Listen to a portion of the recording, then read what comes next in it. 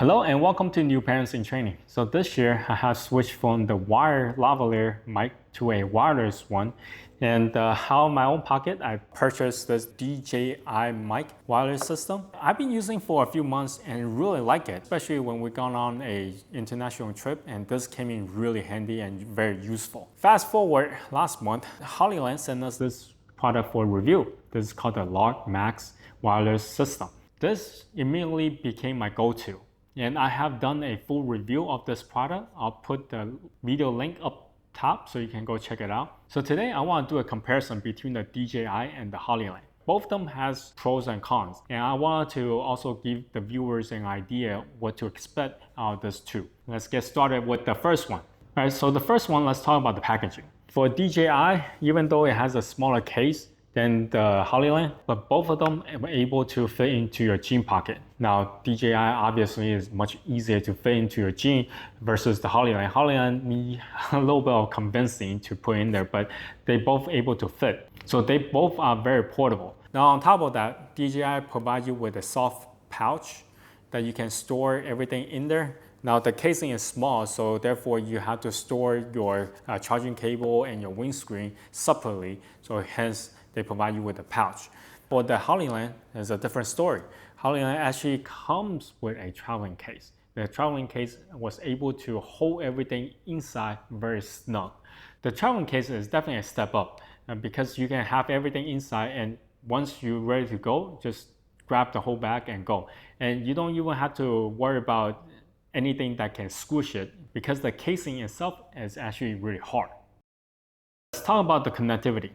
For both the systems, once you open up the case, the receiver and the transmitter will auto connect. It's very straightforward, very simple. However, when you are physically need to connect the receiver to your recording device, that's a different story. For the DJI, they make it really simple. You have adapters within the case. You just take it out, plug it in, and you can easily plug into your Android phone or your iPhone, or even to your camera. Now the same cannot be said about the Hollyland. The Hollyland actually use cable system to connect. Now for me, it's not that big of a deal because I'm using a tripod with a cell phone holder, and the phone holder actually has a cold shoe mount. So I can just mount the receiver on top and use the cable to connect the receiver and the phone.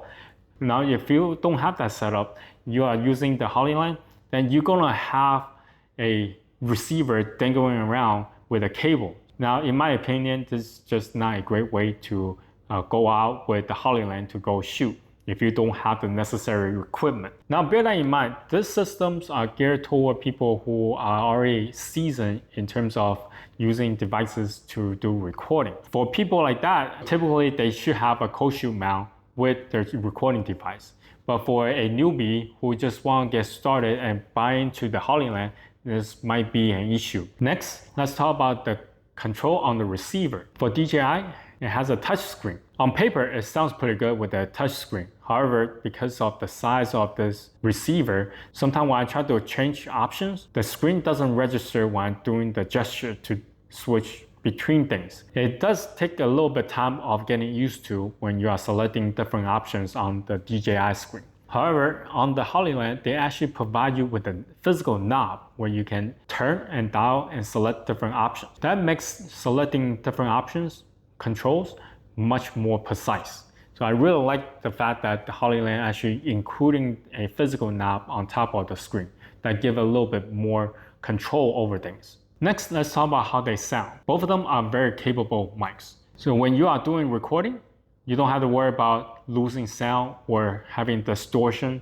They are very capable. They both have 8 gig of memory on board, and they allow you to record up to 14 hours of audios. So even if you don't have the receiver connect to your recording device, you can still use these mics to do recording, which is really cool. Now, however, the Hollyland does have a few things going for it than the DJI system. For one thing, Hollyland allows you to use the speaker system on your Android devices, even when the cable is connected to the receiver.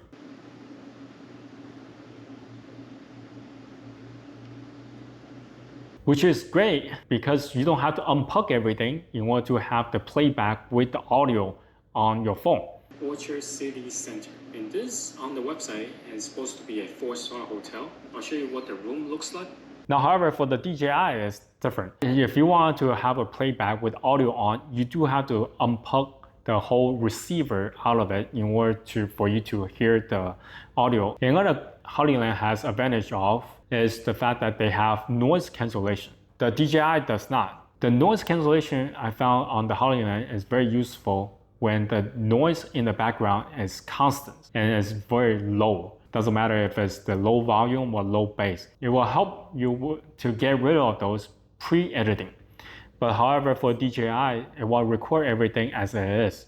So you will have those noise in the background if they are present at the time. Now, both of these have a long range of wireless connection between the receiver and the transmitter. So up to 820 feet or 250 meters. Here are some of the videos I have recorded using both systems, so you can be a judge for yourself to hear the difference. Okay, so this one is the Hollyland. I'm going to test out the range. I'm going to walk all the way to the background over there and see if it's still recording the voice that is. Anyway, be right back. Alright, I am walking away. Oh yeah, by the way, I'm wearing the windscreen with the noise cancellation on. And now, there's all of the fall in, and here I am. Alright, so right now I'm wearing the DJI mic, and I'm going to test out the range. I'm going to walk all the way to the backdrop there, and be right back. Oh, by the way, I'm wearing the windscreen on this mic as well.